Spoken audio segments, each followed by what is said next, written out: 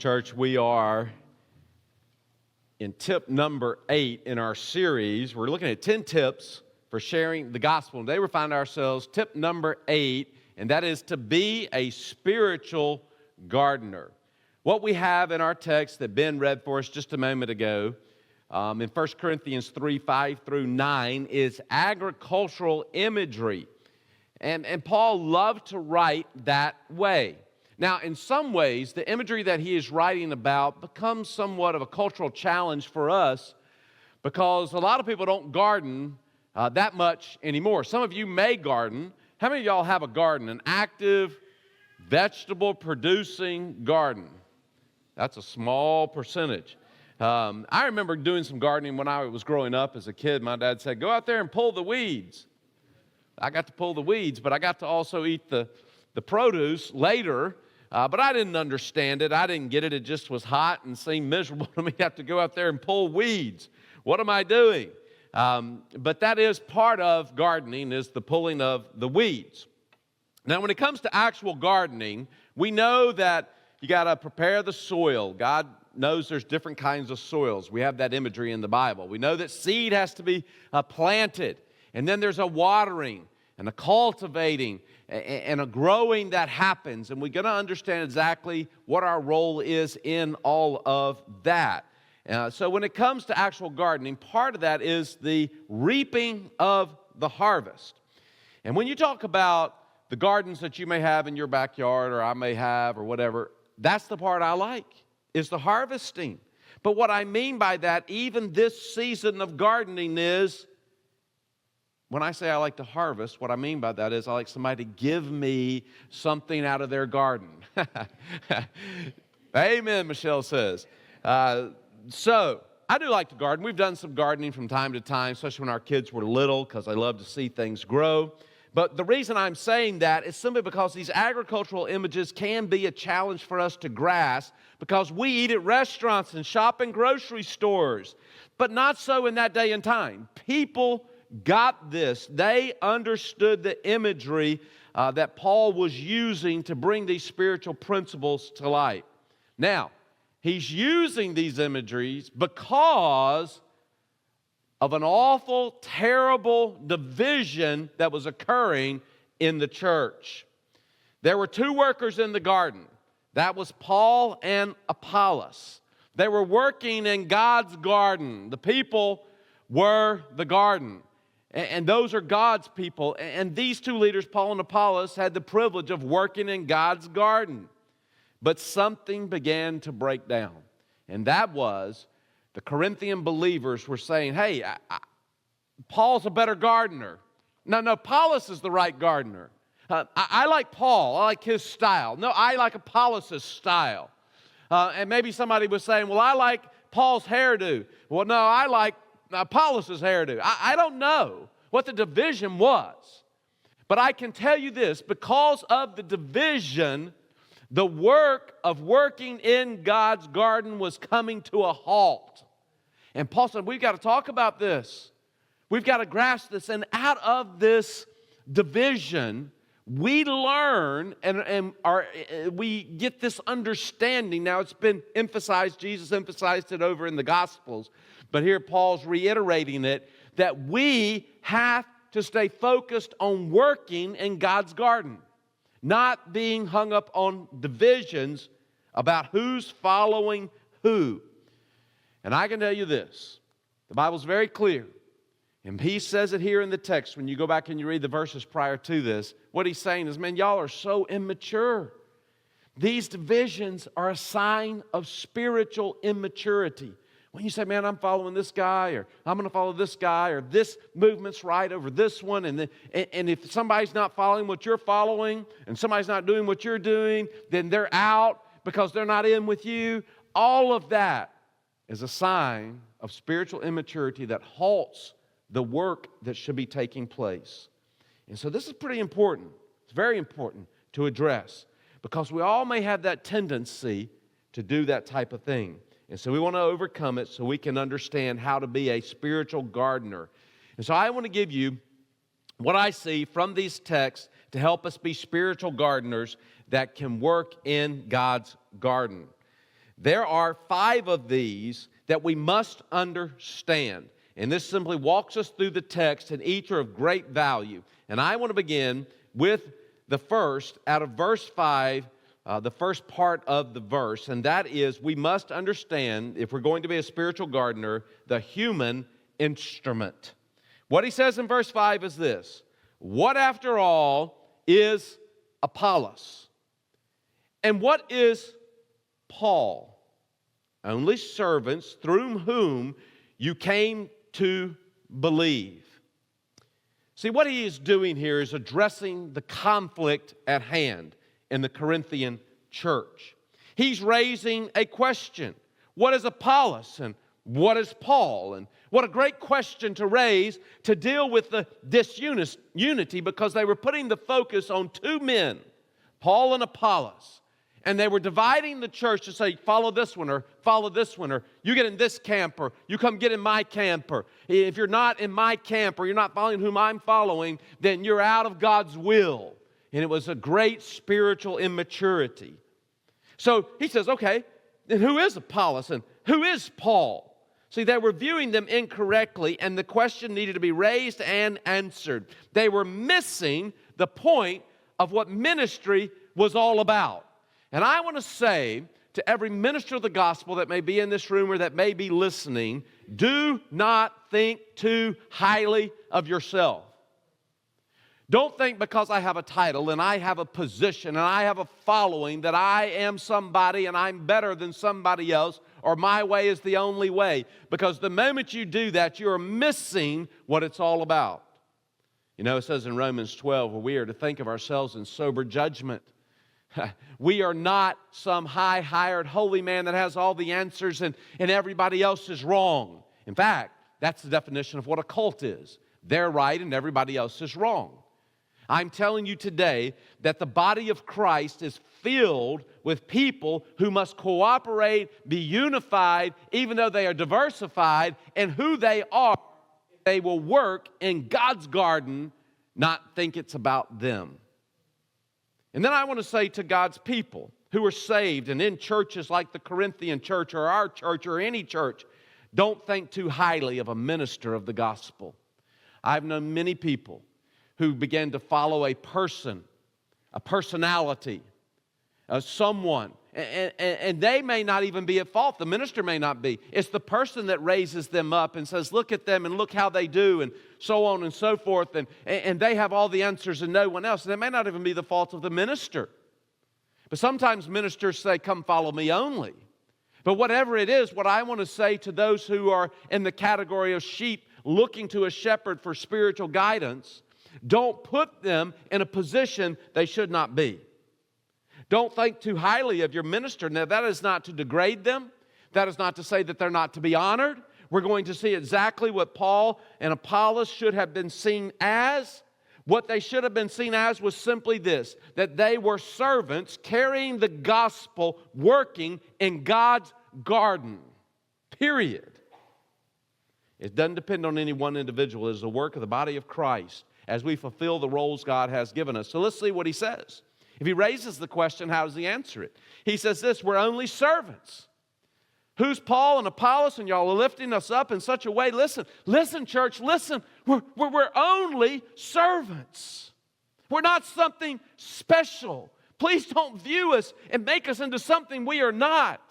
We're not some super spiritual leader. We're only servants. Now, Paul is not devaluing who they are and the call on their life and their role in the church. Not at all. See, one sign of spiritual maturity is to understand the high calling of being a servant of God, a servant who will work in God's garden.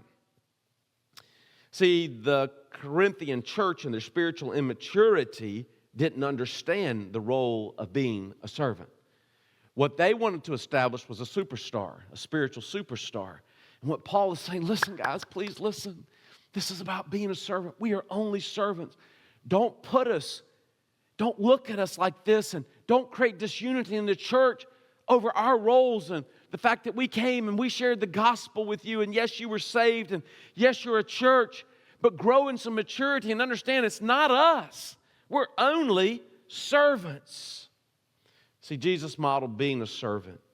You and I, we're called to be a servant. Jesus lifted up the role of being a servant. It's not about self-promotion. And sometimes this is hard to grasp in a world where you are to tell people about yourself. You are to say what you've done and how much you can do and how great your vision is and all that you're going to accomplish. And if you can create this aura of some kind of superstar, then people will follow you. And I want to say to you, people ought to be following you because you are fulfilling the role of a servant, and it is the presence of God that is in you, pouring through you, willing to serve any and everywhere, willing to suffer, willing not to exalt yourself. Jesus came to serve, not be lifted up. And we need to be reminded of this. The word servant here in the text simply means be a table waiter, those who wait on others. They're not the king sitting at the table saying, get this for me, do this for me, and what about this? And hey, y'all run, do. No, they're the table waiters. They're the ones that are coming and saying, what can I do for you? And what can I get for you? They're the ones willing to serve. And what he's saying here is, listen, Paul and Apollos, we're table waiters. And let me tell you what a table waiter does, is they make themselves available for God to work through them. You see what he says here? We're only servants through whom? This is very important. Through whom? They were the human instruments. Isn't that amazing that God chooses to even work through us? They were making themselves available for God to work through them to share the gospel. They were, as it says in 2 Corinthians 5:20, they were God's ambassadors, as though God were making his appeal. What does it say? Through us. That's 2 Corinthians 5:20, and he says it again here. We're only servants through whom? Through us. That God is working. And they simply have made themselves available. Man, what a privilege. Too many people see the sharing of the gospel as an obligation to reach some kind of spiritual high tier, to say, look how mature I am because I share the gospel. It has nothing to do with that. It's a getting down low, being a servant, and seeing, man, what a privilege, not an obligation. Man, I'm not worthy, but yet God chooses to work through me. I will not honor myself. It is God's working through me. I will be the vessel, not the source. This is so very important. Paul and Apostle were not the source of power, but the conduit of the power. Now, you got to kind of envision this. What is he saying here when he says, through whom? Take, for example, if you have, say you have some copper pipes in your house. What they're saying is, we're the copper pipes. We're not the water that runs through. We're just the pipe. We're just the conduit. The water runs through. If I had some electrical wire up here, maybe some 10, 12, whatever, and there's the red wire, blue wire, and the copper wire in there, however all that works. No, it's red, black, blue. I have to ask Daryl. He knows all that stuff, and Adam, they know all that. Whatever it is that's in there, that's just the wire. The power runs through the wire. So what we're seeing here is that the church at Corinth were lifting up Paul and Apollos and saying, man, y'all are great. Y'all are the power. Paul's saying, we're not the power. We're just the vessels. We're just the wire through whom the power runs through. We're just the copper pipe that the water runs through. And we've made ourselves available to you. And yes, your life has been changed. But don't try to treat us like we're something more than we are, to create division in the church. And so he says, through whom? We're only servants. Through whom? And so when he raised the question and he answered it, he is getting them to pull back and come down and see who they really are. So, we see the human instrument. That's you and I. Now I want you to see the assigned task. He moves on and he says this, as the Lord has assigned to each his task. I planted the seed, Apollos watered it, but God made it grow. It's very clear that God is the source of growth. No man can nor should they take credit for any spiritual growth that happens. No man can do all the necessary work. Men are assigned a task by God. Some people are assigned the task of sowing. Some are assigned the task of watering. Some are assigned the task of reaping. And we must say, okay, God, whatever task you have given me, whatever you've called me to, that's what I will do. Now, that's not always easy. That takes spiritual maturity to even accept that statement. Why? Because we're a people that like to see results. We're a people that want to see if we do something, we get something. We want to say, okay, if I'm going to plant the seed, I want to be the one that waters it. And if I water it, I want to be the one that gets the harvest. And I want to see that if I put my life out there and I do these things and I pour my resources into it, there's some kind of benefit. That's spiritual immaturity. That's spiritual immaturity. You know, one of the fond memories I have of gardens is that we planted a garden when our kids were little, and we go away on vacation, be gone a week or so, and come back. And one of the first things they want to do is jump out of the Suburban, run through the house, run to the backyard, and see whatever the growth was. A watermelon this size is now this big. Tomatoes that you could barely see are now, you can pick them. And then they wanted to run out there, and they wanted to harvest. It's fun to harvest. Michelle says it's even funner when somebody just hands it to you in a bag. It's fun to harvest, right? But what if God says, listen, all I want you to do is plant seed? I've struggled with that. I'm going to be honest. I've struggled with that. I'd like to see more harvest. I would like to see more fruit. But we don't always get to see that. You take the assigned task that God's given you, and you're a part of the greater equation of what God's doing. I remember after I was called to ministry, I was asked to come back to my high school and speak in chapel. And so I went back to my high school and I spoke in chapel, and I preached on, I still remember, the temptations where Jesus was tempted. And I got up and I was able to speak there, and I didn't really know any of the students at that point, but some of the teachers I did know. And as I spoke and just shared what God was doing in my life, and I shared this text, and I didn't think anything of it, but afterwards, teachers came up to me and said, "Mark, is that really you?" They couldn't believe it. Not that I was bad. You know what I mean? The reason I'm telling you that little story is this. Those teachers didn't always get to see the fruit of where they invested in a student. I'm telling you, I promise you, I had teachers who prayed for me, who counseled me. I had coaches that coached me and encouraged me and gave me truth. And I came up in an environment of love and support in that way. And so for me to go away, watch God work, call me into ministry, go to seminary, get married, they didn't know any of those things were happening. My yielding of obedience to the Lord and God working through me. So when I came back and I stood and I preached, they all went, "Oh, all that seed planting. I got to be a part of that." And when they saw that for that moment, it encouraged their hearts. But we don't always get to see it. Sometimes the Lord lets us see it. Sometimes we actually get to reap the harvest, whether it's through encouragement of watching others walk in obedience or seeing people come to Christ, whatever it may be. But my whole point in telling you all of this is that it is a process. You don't walk out in your backyard and go, "I want a garden." Boom, there's a garden. It doesn't work like that. You got to work the soil. You got to plant the seeds. You got to water. You got to get the bugs off. You got to get the weeds out. You got to pray for it all to come. It's a process. And are we okay to be part of the process? Or do we try to shortcut and create harvest and make fruit in our own strength? Don't do it. Let God do His work.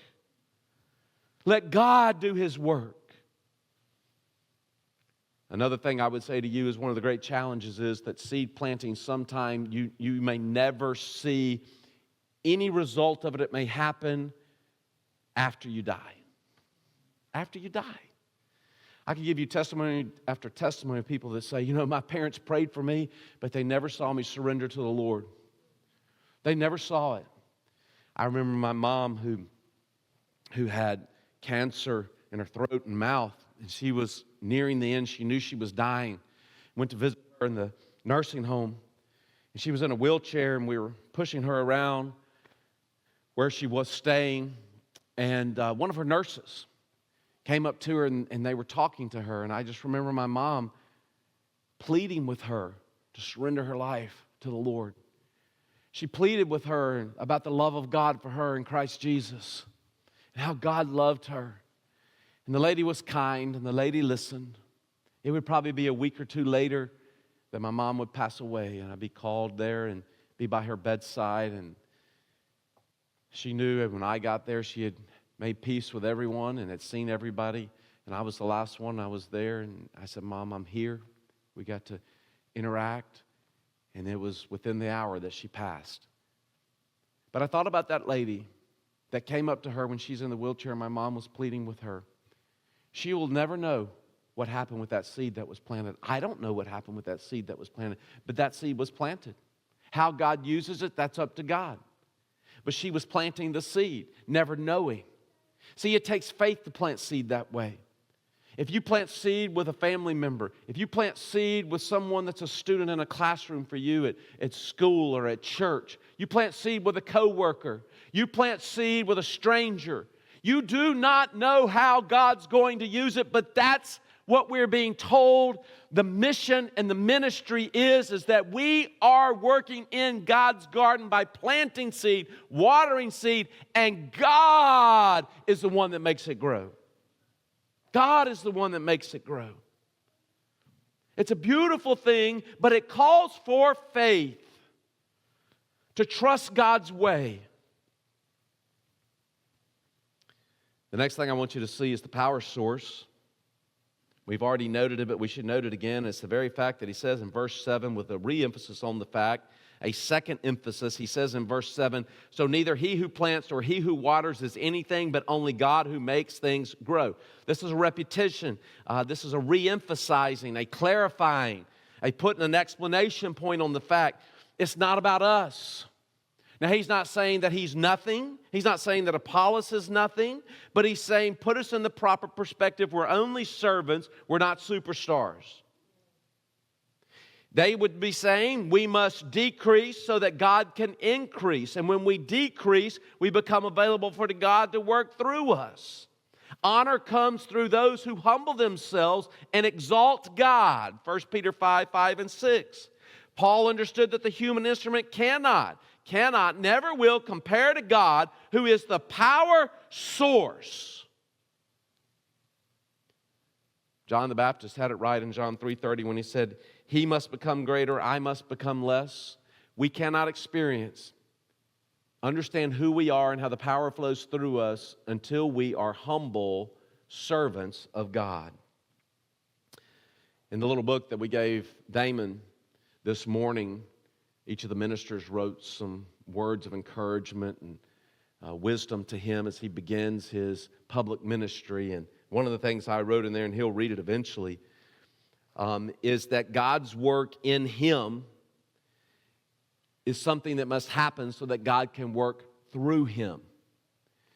And see, when we seek God in His Word, we read His Word and we pray and we humble ourselves and we say, it's not about me. I'm going to die to self, take up my cross and follow you.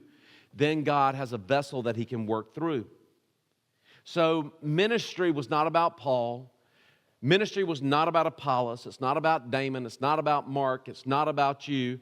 We're only servants through whom the message comes, and that message and that power is God's work through us.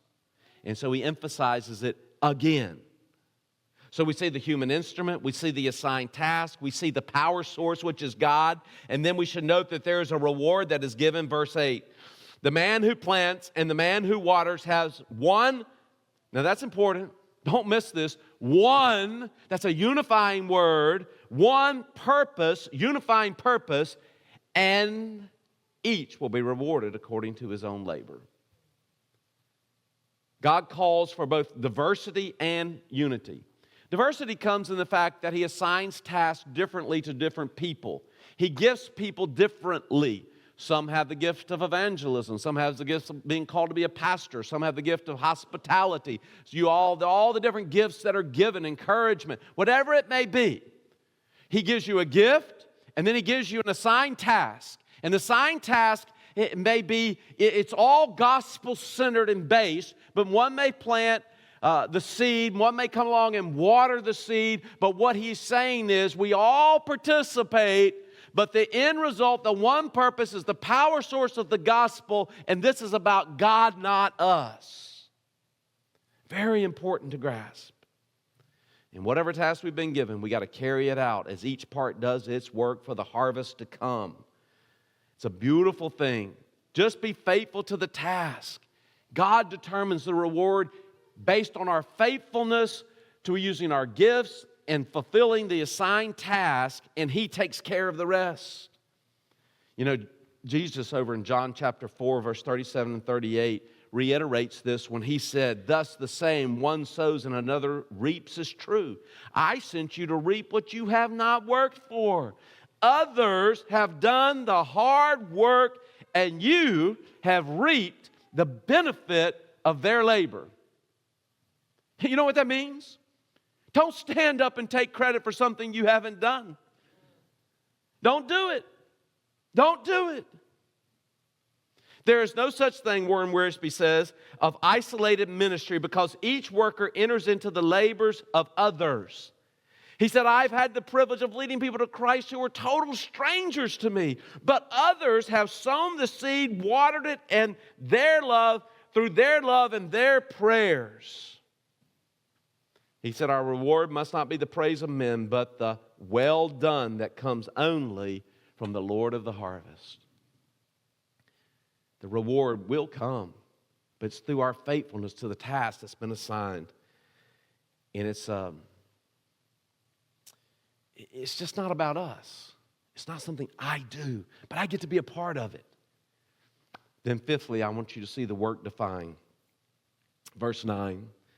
So Paul's trying to help them understand, and he says, for we are God's fellow workers.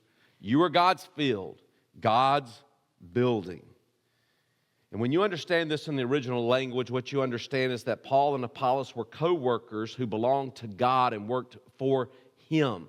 They didn't come along as a third party assisting God. What he's trying to emphasize here is that we belong to God and we work for Him in His field, in His church. And it's a distinction that must take place, because if I think I'm a third party assisting, then I think it's me. I think I've got something to offer. But what Paul is trying to say about Paul and his companion Apollos is, we're nothing. Yes, we're something in Christ, but we're nothing. We're only servants through whom. In fact, let me reemphasize here at the end of this that, listen, we're just God's fellow workers. We belong to God. We're not something that ought to be elevated because we've come alongside God. No, we belong to God, and we work in His field. This is so important to grasp. We belong to God, and it's His field. When you go back in 1 Corinthians chapter 3, just a few verses back, you'll see that he had emphasized prior to these words in verse 21 through 23, he said, so then no more boasting about men. All things are yours, whether Paul or Apollos or Cephas or the world or life or death or the present or the future, all are yours. And you are of Christ, and Christ is of God. I love that verse 21, where he said, so then, no more boasting about men. Have you ever wondered what someone else is thinking? You try to read their mind. Sometimes I try to do that. Sometimes I can read Michelle's mind, and she can read mine just because we've been married so long. Well, I want to give you some insight into what I was thinking as a believer in Christ a week or so ago as we were serving in Kentucky, sharing the gospel with complete strangers. The vision had been given to get a food truck. It was a small food truck that would allow us to serve hot dogs as we encourage people to come and get a free meal. And as I watched all this transpire one afternoon, standing in the heat, I began to think through the process of what was taking place that I was in the midst of. And as I thought about it, it became very humbling to me of how God works. And I want to kind of lay this out in closing for you, and maybe you can think those same kind of thoughts with me and envision what I was thinking, because in the end, I think it makes a point that we all need to take to heart. So here we are. Maybe let me try to envision. We're off of a side road, off a major highway, and we have people that were standing up on the corner. There was, I think it was a Wendy's or a Burger King, I can't remember, a gas station, a truck stop, and there was another station over here, but we had people positioned at the top, and they were holding signs to come and get a free lunch, get some free food. And they were pointing people down where we had parked the food truck, and the food truck was parked way down here at a place called the Gospel Barn. I think it's a place they have some gospel concerts and things, so it's not open during the day. And so there's a little food truck there. We set up a tent, and they had made some hot dogs. They had chips and water and some popsicles available for children. And it was an opportunity and a lot of Bibles to share and prayer, free prayer to be given. And so in between this setup down here where the Bibles and the food were, and the people with the signs up there, I was standing in the middle. And when the car would get about halfway, I would encourage people to come. I would explain, okay, it's right here. And so I got to pray and encourage people to come on, pull up, park right here. We'd love for you to come. And so I got to interact and kind of get them that last little bit so they would stop and get the free food and get a Bible and be prayed over. And so while I was standing there, I began to kind of envision and understand the holistic picture of what was taking place. And here's what was going through my mind. One afternoon, there was a gentleman that stopped by, pulled up beside the Gospel Barn, and he got out, and I introduced myself to him, and I thought about him. He was the man that owned the Gospel Barn. And I thanked him that afternoon. I said, thank you for letting us come here and do this. And he said, well, this is a great opportunity. Y'all are doing a great thing for our community. I want to thank you for being here. And so I had thought about him, and I thought, well, you know, he's an integral part of this. If he didn't let us park the food truck here, how would we do this ministry? So I said, Lord, thank you for the man that owns the Gospel Barn and his willingness to allow us to be here. And then it was another afternoon that Grant stopped by. And I thought about Grant. Most of us know Grant. And I said, Lord, thank you for Grant and Gina. Their willingness, their heart for the gospel. They're always looking for ways and encouraging people to share the gospel. And he had stopped by one afternoon and said, thank y'all for doing this. And I thought, without Grant and all that he's done for all these years, more than likely we wouldn't be here. So, Lord, thank you for Grant and Gina. Thank you for the man that owns the Gospel Barn. Thank you for Grant and Gina. And I'm just beginning to get excited. And then I looked back at the little truck that was, the little thing that we had. It looks like a house. I don't know what it is, on wheels, but it had the kitchen in it that we could prepare the food. And I thought, Lord, I understand the association donated this food truck to Grant and Gina. And I said, whoever built that, thank you for those people who built that, and thank you for this association that donated it to a ministry that would use it to share the gospel. And then I looked down and I saw Jeff's big dually down there, and I said, Lord, thank you for Jeff and his willingness to use his truck to pull this down here. And then I thought about the night before how Jeff and Johnny got together and fixed the trailer. There were some things that needed to be fixed on it for it to be operational. I said, Lord, thank you for Jeff and thank you for Johnny. And then I looked up and saw all the people waving the signs. I said, Lord, thank you for those people who would humble themselves, stand in the heat, sweat, and say, please come get a free meal. Some people wouldn't do that. But I said, thank you for church members who are willing, for the gospel's sake, to stand and ask people to come get a free meal with a cardboard sign. And not only that, then I just thought, well, Lord, thank you for Calvin and his willingness to give leadership, to bring a group of people. And then I said, Lord, thank you for whoever bought the hot dogs. And then I said, Lord, thank you for that man that just stopped by a little while earlier who prayed for us and was just so encouraged. He said, I will be praying for you.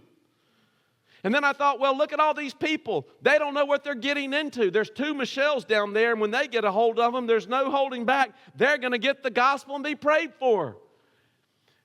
2 Michelles down here just waiting. Their faithfulness to share the gospel and pray over people. And Jeff's in there cooking hot dogs, sweating to death. And I'm, Lord, thank you for these people. And then I thought, I looked at on the table and all the little black Bibles that were stacked up. And I said, Lord, thank you for Janji and her willingness to take the stickers when nobody's watching and put them in front of the Bibles. And then there's a whole group that comes and they serve behind the scenes to help put those stickers in there from time to time. And nobody knows they do it. But yet those stickers are in those Bibles because of the faithful service that nobody sees. And then I said, Lord, thank you for the finance team. This is all the kind of stuff runs through a pastor's head. Lord, thank you for the finance team that approved the purchase of the Bibles. And Lord, thank you for the faithful people at the church that tithe, that allow us to have the money in the budget to buy the Bibles. And so my mind is going crazy to think about how all the pieces come together. And then I said, Lord, thank you for the company that produced the Bibles. And then I said, Lord, thank you for the workers who helped print and bind these Bibles to be sold to us. And then I said, Lord, thank you for the worker who keeps the factory clean so the Bibles can be printed. Let's go back a little further. I said, man, you've had more thoughts I did.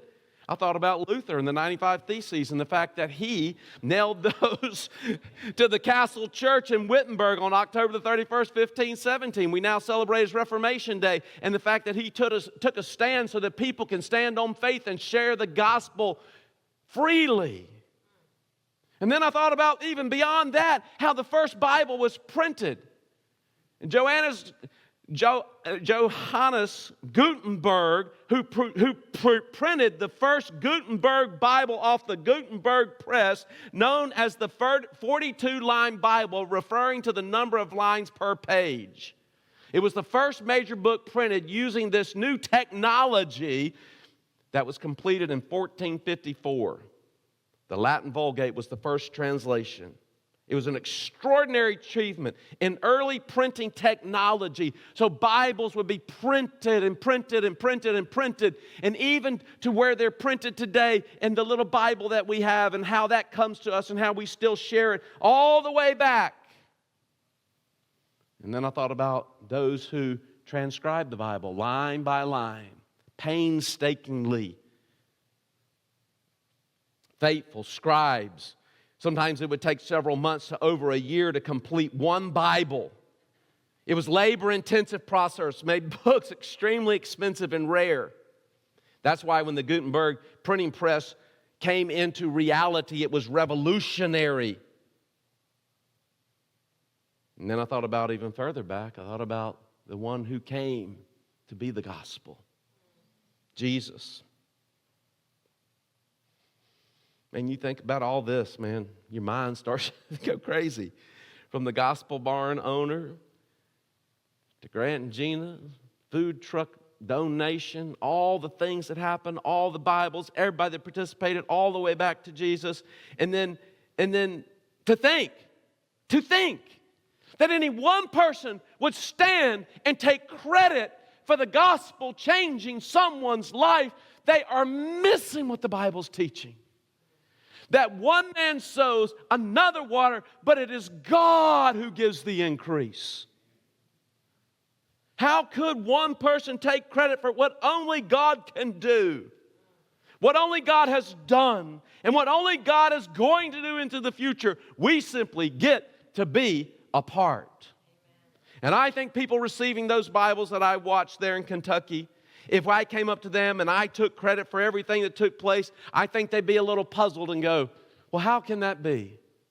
And I want to say to you, there's not a single person anywhere, from the greatest evangelist you've ever known to the most silent servant that you've ever known, that should ever dare take credit for the salvation of a single soul, because it is not us, it is God.